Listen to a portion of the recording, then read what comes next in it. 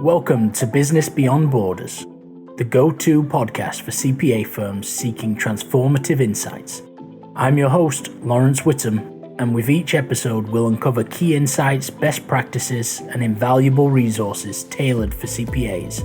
From trending strategies to diving deep into outsourcing and offshoring, our experts will help in all areas of your business. Hey everybody, and welcome back to Business Beyond Borders. So I have a very cool episode today, actually, with one of my first accountants in the private world. And again, we're hitting it at the top right now. We're hitting a home run with who we've got, and from one of the really largest, best companies that you could really have it from. If we're thinking about culture, Google's the place to be. So we have Mike Manalac, who is a CPA. He's an accounting manager at Google. He's been in the public world. He's been with Cohn Resnick. He's been with PwC. He's been with other giants in the world like Walmart. And he also really gives back and shares his story quite a lot. So that's how I came across Mike on LinkedIn, actually. So I definitely recommend the follow. He's an author of No Flux Given, just to be clear, just in case. It's still keeping it PG-ish over here. But it's about landing your accounting dream job, right? So he's really trying to help other people go through the area of what he's done as well, in terms of how do you get to that position that you really want? And how do you, again, make it work for your lifestyle, right? As to, again, everybody's different. Everybody has different goals. But he's gone through really the top companies and got to those places, right? Which is very credible. And again, very happy to have you on, Mike. Do you want to give a quick intro to everybody as to who you are and a bit about your career? Yeah, sure. Well, first of all, thanks for having me on. Good to chat with you and your audience too. I think a lot of my story and background will probably resonate. I imagine a lot of people came through the public accounting circuit just like I did. But yeah, just to rewind a little bit, I'm from Baltimore, Maryland, on the East Coast. Started out in public accounting on the audit side of the house, mainly with financial services companies, real estate companies, things like that. From there, shifted over to a Big Four firm, PwC, that you had called out. Was there mainly still doing audits for financial services, just bigger companies, publicly traded, things like that. My goal was, which we might get into a little bit, is to jump into the Fortune 500, go to industry, which is a pretty common exit from public accounting, is to go into private industry. And my idea was if I could get into the Fortune 500, I'd be able to prove myself there and then sort of have a lot of opportunities open up. So that was my goal there, and ended up landing a spot with Walmart as part of their e-commerce division. So I handled the P&L and balance sheet of Walmart.com, which is a pretty fun side of the business. They were going toe to toe with Amazon at that point, and was part of the rollout of their first subscription-based 2-day shipping model. So fun time to be there. And then from there, at that point, I was out in the Bay Area. So I had moved across the country, mainly to be close to the action, as far as I defined it. And that ended up playing out pretty well, or working in my favor pretty well. But after Walmart, ended up interviewing all across up and down Silicon Valley and beyond, I feel like, but ended up landing the job that I would consider back then, and even to this day, my dream job, which was to be in the finance team at Google. So I'm a revenue accounting manager now at Google, manage a team of 5. It's a distributed team. So I have people in LA and Austin, Texas, a bunch of us sitting with me in Chicago in the West Loop, which is where I'm located now. And yeah, it's been a wild ride, but things are going good. And excited to be able to share some of anything that I have to offer back with your audience. Like you said, I do like to try to give back, because I feel like you don't necessarily hear too many success stories. Not to say that it's necessarily a success story, but I remember when I was coming up, I would have loved to have heard from somebody from a big tech company and how they did it. And I didn't really have that, and I think some of those voices are being heard now, but they're still few and far between. And as much as I can be one of those people to say hey, there's a fun and fulfilling side of accounting out there. It may be a little hard to find, but it's there and you can have it. So that's sort of the message that I try to push out there.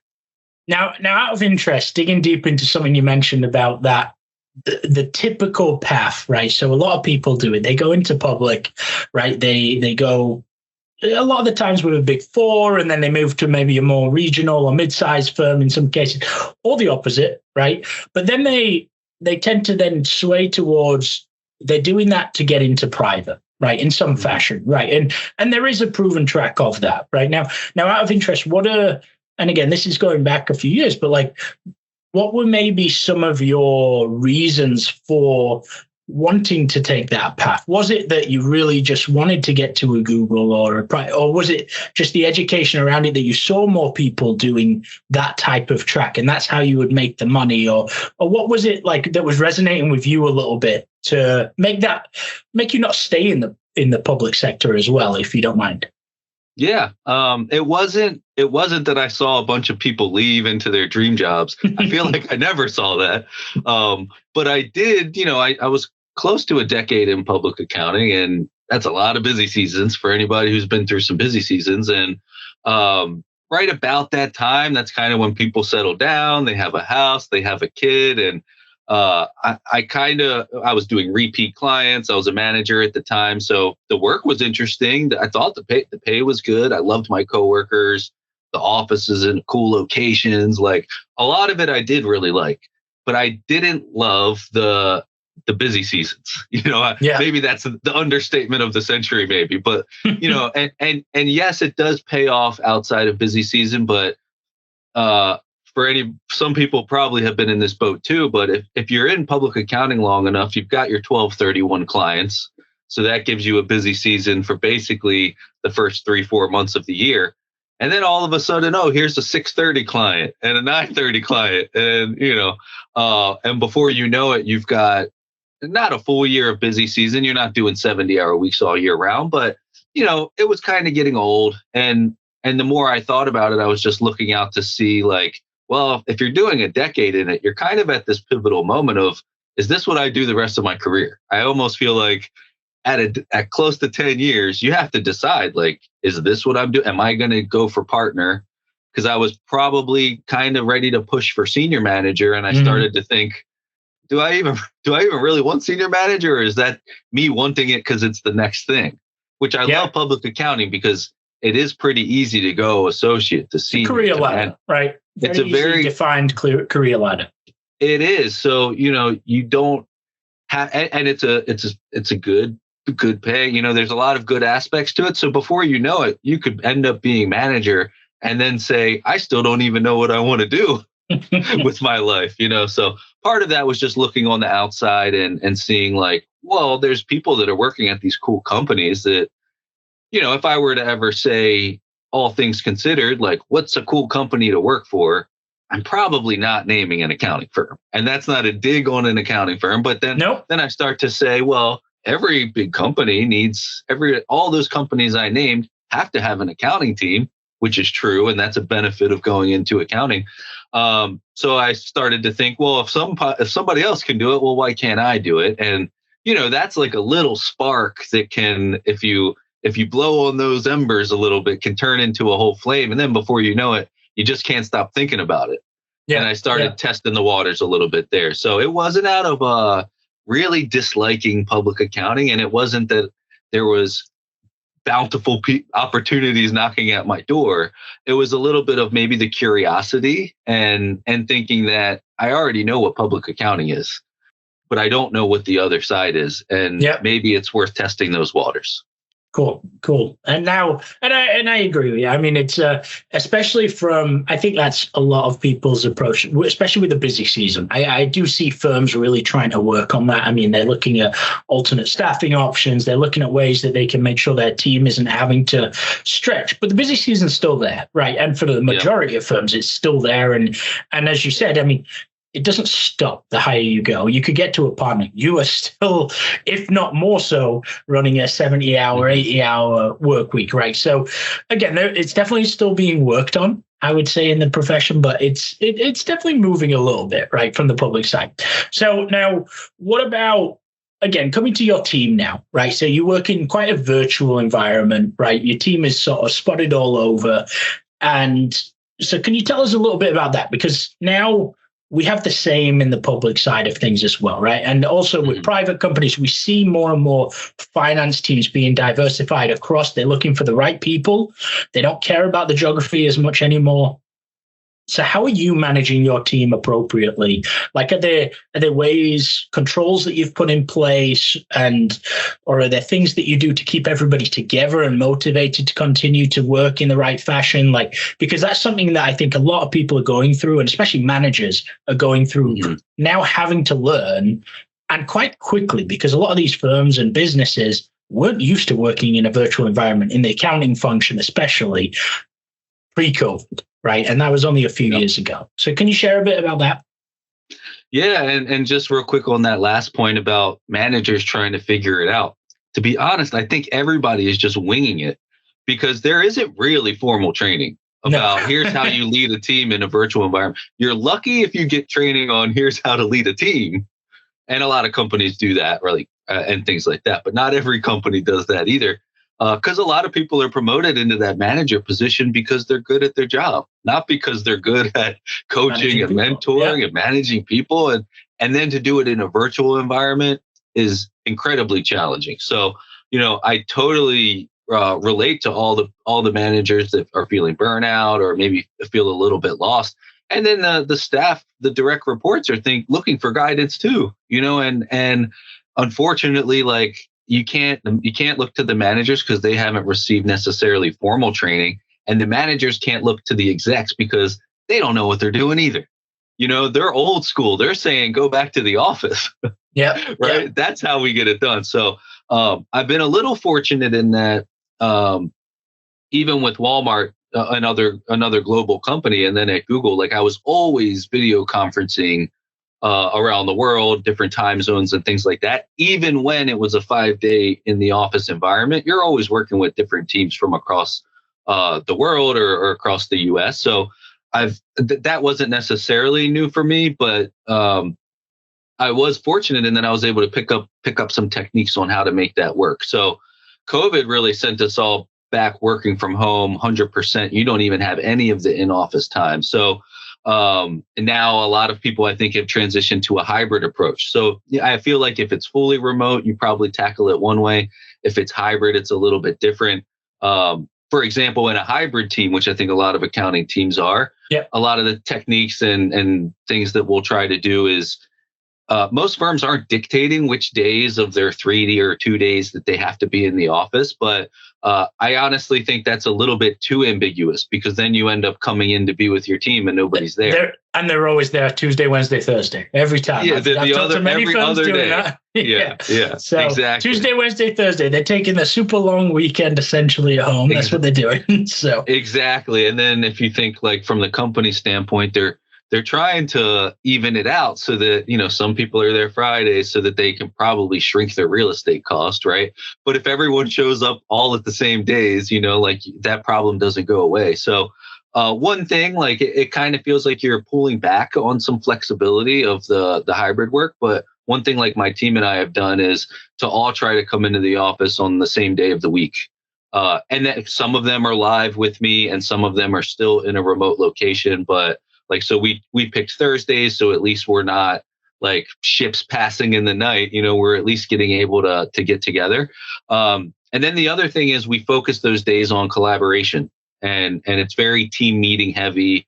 It's built around if there is someone in the office on your team, like, you're having your one-on-ones and syncs with them there to connect.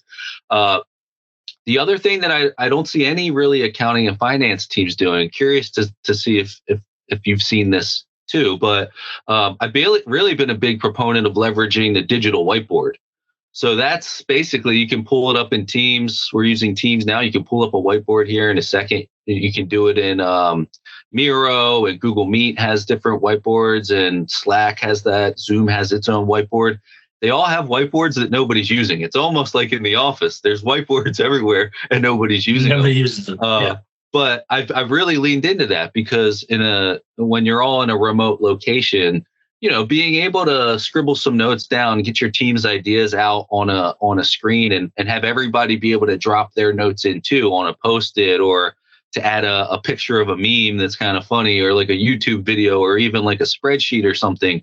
The whiteboards now are super versatile. So I use that a lot. And that's one where, even though my team is in different locations, we're all kind of working on the same product at the same time.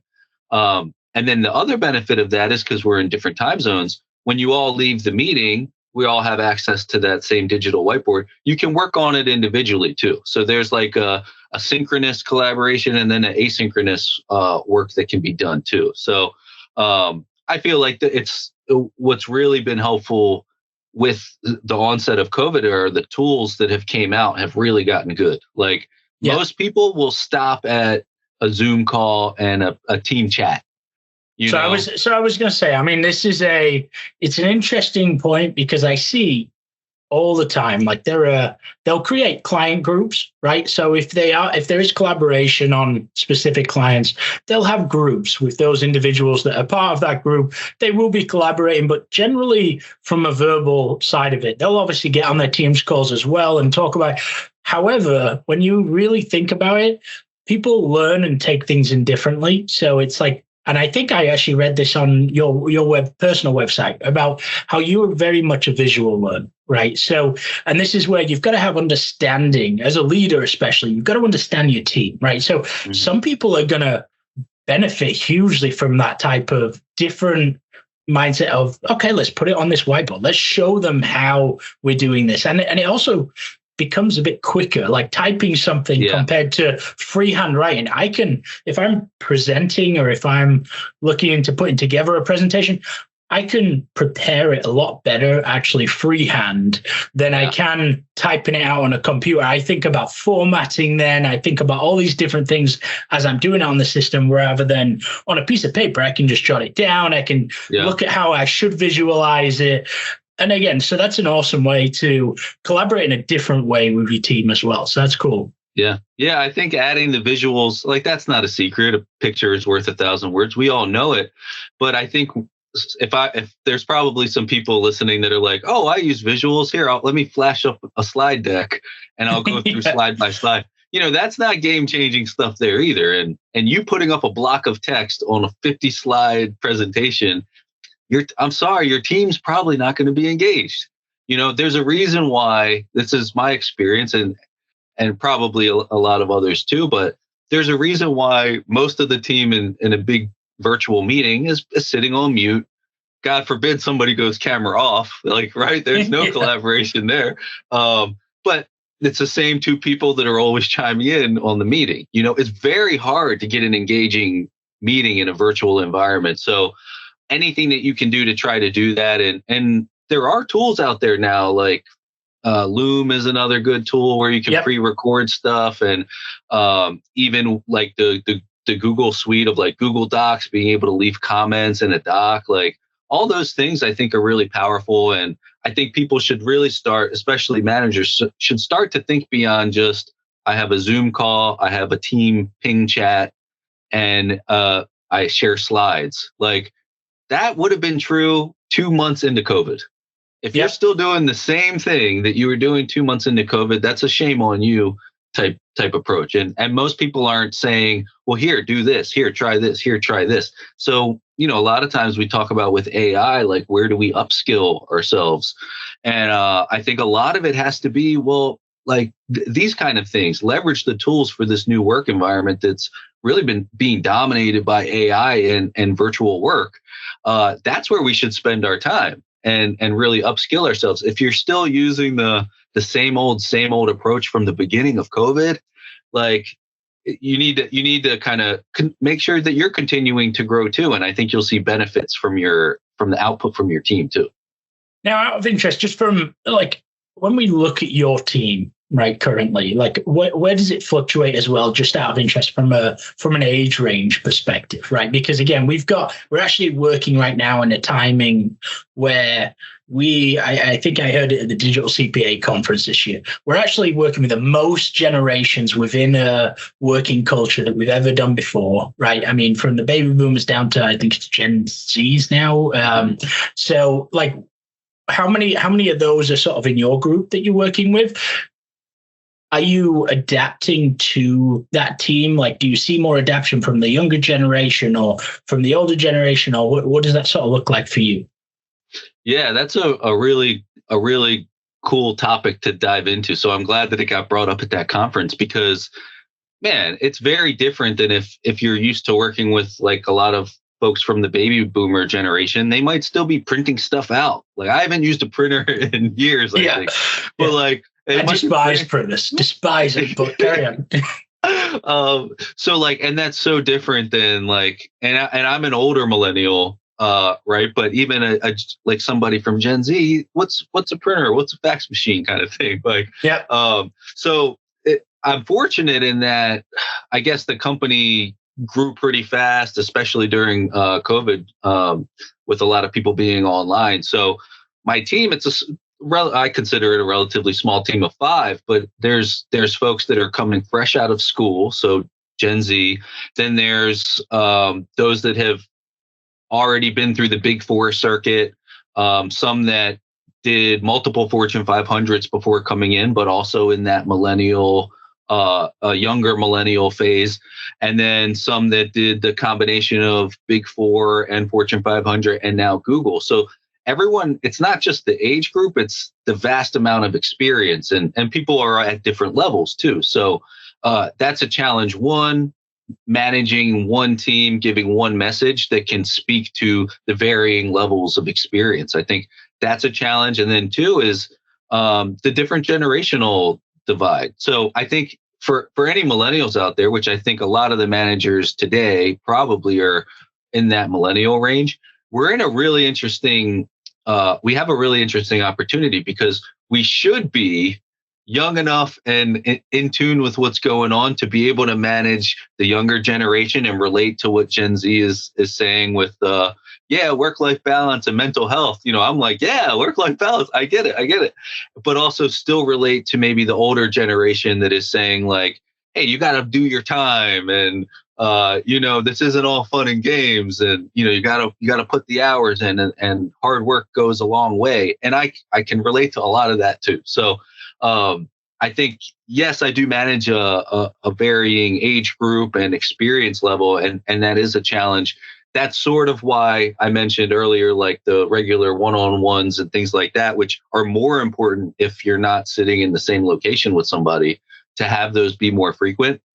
Yeah. But the actual structure and the content of that meeting and the expectations of how I deliver my message and how I receive and feedback too is very different from maybe the more junior members to the most senior members. So, we talk about adaptability a lot. And I think at the manager group, it's not just adapting to like the new work environment of, that's dominated by AI and remote work. You really got to be adaptable with learning the new tools, and also adaptable in the messaging that you're giving to the younger staff versus the more experienced staff, and some that have kids and some that don't. And, that is a very tailored approach that is different than just managing the work. And I think sometimes in public accounting, I felt like, yes, I might have managed people, but I was mainly managing the engagements, making sure the work was done. I was mainly managing the work.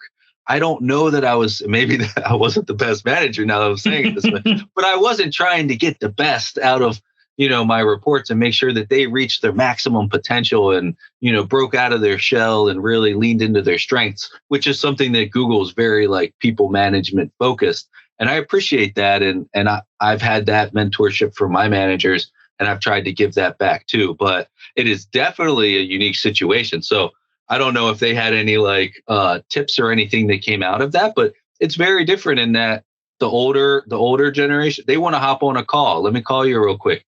The Gen Z, can we just chat about this over ping? It's don't shoot me a detailed email. Shoot me a couple of messages. Oh, right? Yeah, it's done. Exactly. It's and you kind of got to be able to ebb and flow. And so I think as much as you can relate to the generation above you and the generation below you, you're kind of setting yourself up for the future, I think. Yep.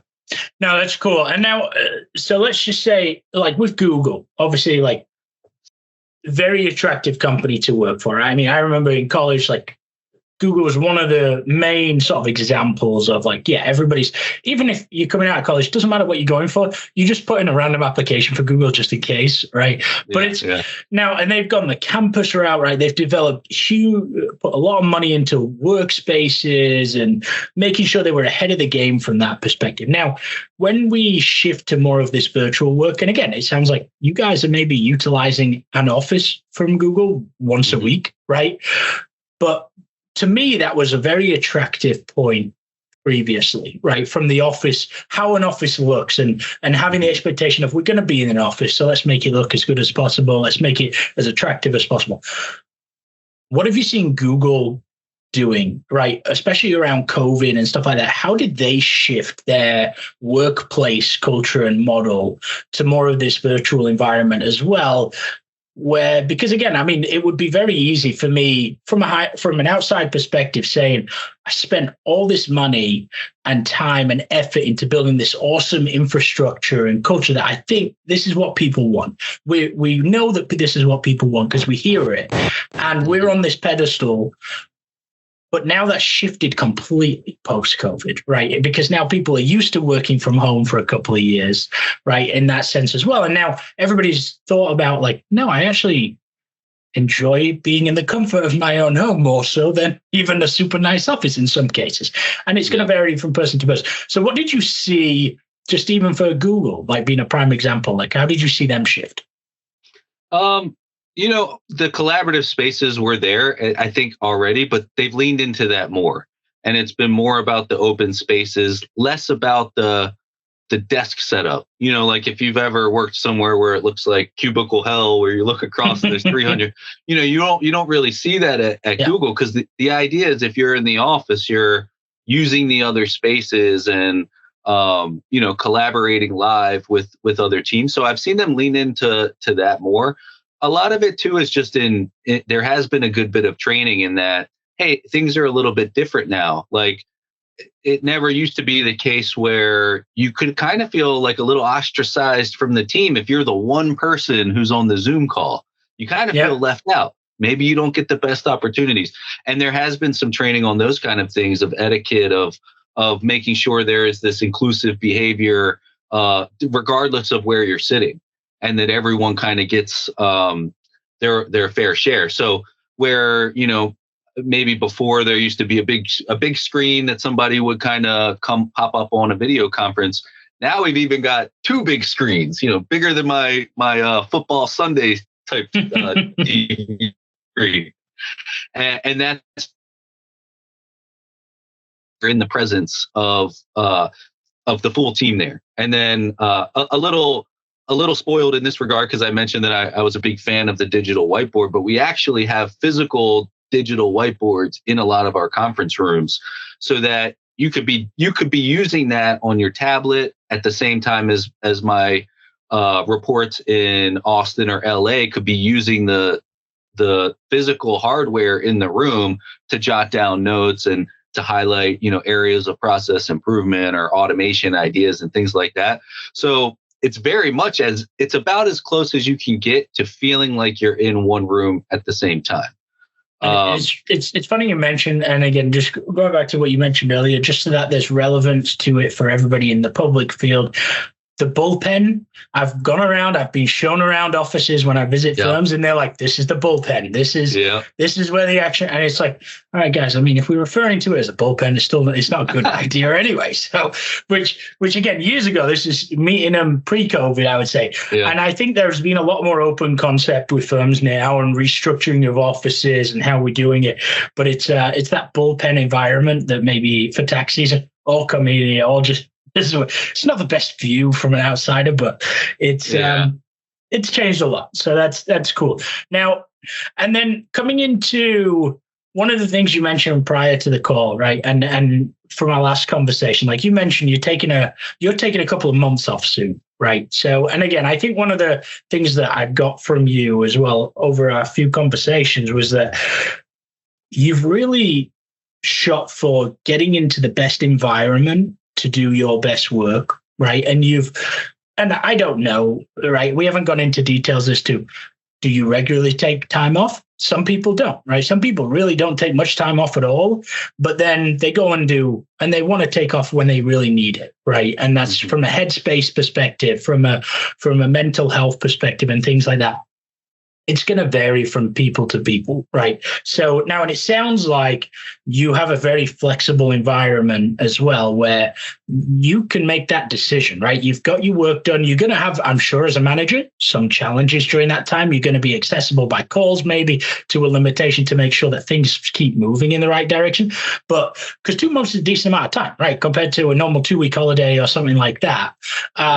But I would assume you've put in your time to get that, right? I'm assuming you don't go on 2-month vacations a couple of times a year. If you do, right, that would be awesome. But can you tell us a little bit about that? Because again, it's an attractive, it's a cool thing. And I think that's something else that firms need to understand, because I think we've had like that model of just have unlimited vacation days, right, and stuff like that, and then we hear about all these reports like that people end up taking less time off than they really should, and then but there are the occasional ones that take advantage of it, right, and stuff like that. So, out of interest, like, what does that structure look like, maybe at Google, and how can you explain a little bit about how you were taking that time off and what you're doing to plan for that time off as well?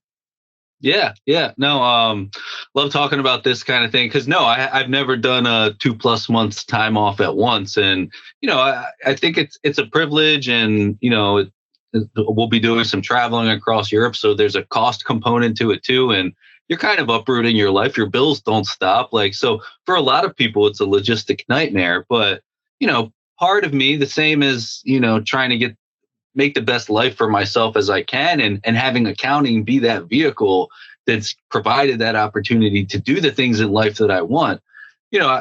I guess more over the years, the more I start looking at the rat race and how you wait until you're 62 or 65 to retire and then you travel the world. Guess what? They never do. They never do. You're old, you've got problems, you don't have any money, you never get to do those things. And part of me just always felt like that doesn't make sense. Like, maybe you can have a glimpse of that when you're kind of in your prime, so you can really enjoy it, right? But you don't see that many people taking sabbaticals and things like that.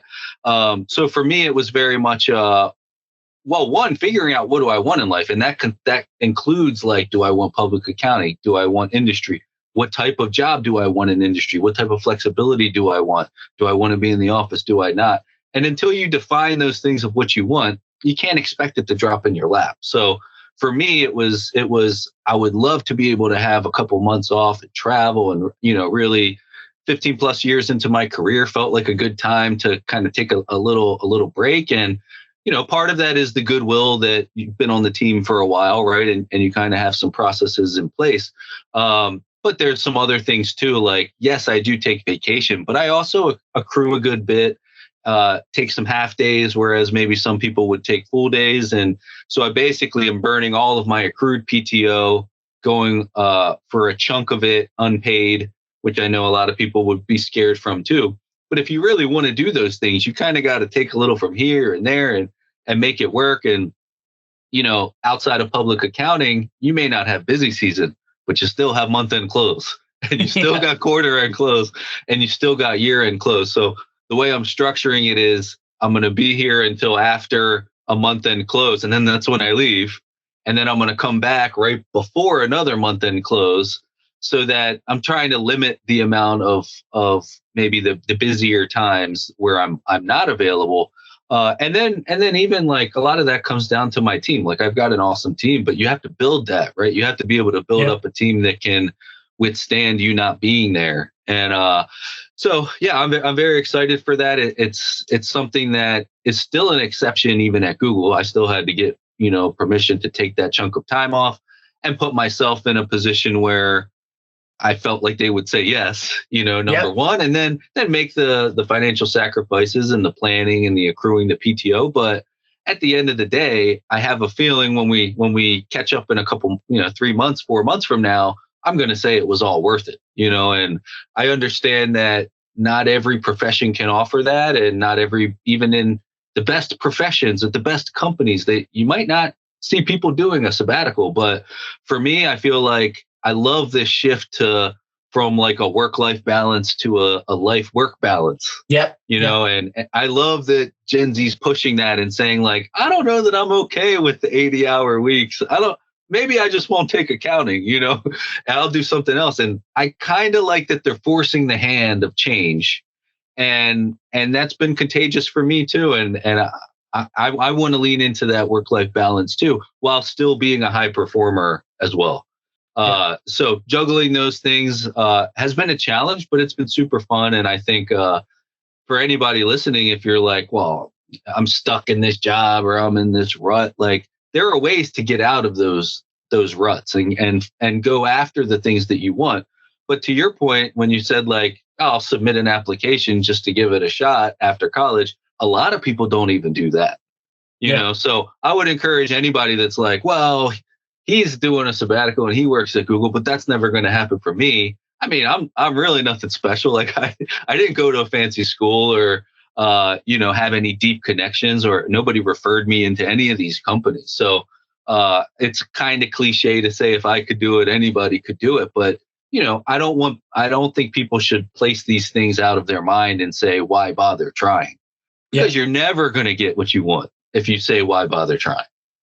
Yeah, and I think the big thing there as well is because, again, we have a mixture of people that listen. Right? I mean, from really the full spectrum of whether they're people just in the profession or coming into it, or partners are listening as well, right? So, and directors in private practice as well. So when it comes to like the leader side of that, I think it's also being open. And like you said, having those one-on-ones, making sure you understand what's important to your team. And again, if they want to take those types of things, like you said, I mean, you're taking a sacrifice doing unpaid leave, but they've given you the opportunity to do that, right? In that sense as well. They haven't said, no, I mean, yeah, you've already taken a sacrifice, but no, we don't want you to do that, right? Because we've got the month end close, we've got these things, right? I mean, you're taking it responsibly, right? You're making sure the work gets done. You're making sure your team is well prepared to get it done. And I think that's a little bit of what we need to see at leadership as well, and make sure those conversations are happening, so that some people are going to want that. Some people are going to need a smaller break, but maybe every month, so that they can refresh and get set, right? And especially during these busy times as well. Like, as you know, I mean, we're in the smack bang middle of tax season, right? I am surprised. Like, I've had conversations with leaders in firms the day before the business deadline, and I was like, I've been doing this for 10 years. There are very rare times that I have any conversations, even in the season, let alone between like anywhere near March to end of April, really. Forget about it. Yeah. But they're having the conversation. So they do care. I would say more so now. And I think a lot of people are trying to put these different places in, or things in place, to help to make sure that their team isn't as busy, or they have ways that they can take a little break during the season, for example, and actually have coverage, right? And they have the flexibility to do so.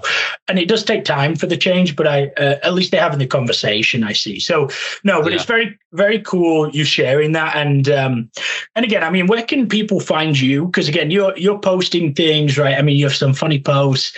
I know that you do all your caricatures and like different pictures and stuff, which is pretty hilarious. And again, treating it on the lighter side, right? I mean, you're talking about it, your experience, what's happening, but we'll say poking the bear to some extent with some of the posts, right? Yeah. And it's of the profession, right? I mean, we do need to change, but it's putting a different light around it, but it's talking about it quite transparently. But especially if you're a visual learner, go look at Mike's posts, because they're hilarious. And even during tax season, go have a look. It'll make you laugh. And it'll cool you off, and then get back to work probably. So, but where can they find you? And I would assume, other than outside of your holiday over the next couple of months, they can reach out if they want to have a conversation, and if they want to maybe just shoot a couple of ideas to you. Yeah, definitely. On the poking the bear point too, like I feel like there's either one side of the coin that gets talked about all the time. It's either the negative side of accounting, and that's all people talk about, and then as if there is no positive side, or there's this positive side that's almost pretending like the negative side doesn't exist. That's what we call Kool-Aid, right? You're just drinking the Kool-Aid, all the Kool-Aid posts. I feel like you need a healthy mix of both. And I think avoiding the problem is not the way to do it. You need to shine light on the problems, fix it. But then let's not forget to highlight all the cool stuff about the profession, because there's a lot, Great. I would love for anybody to reach out to me. Look me up on LinkedIn, Mike Manalac, CPA.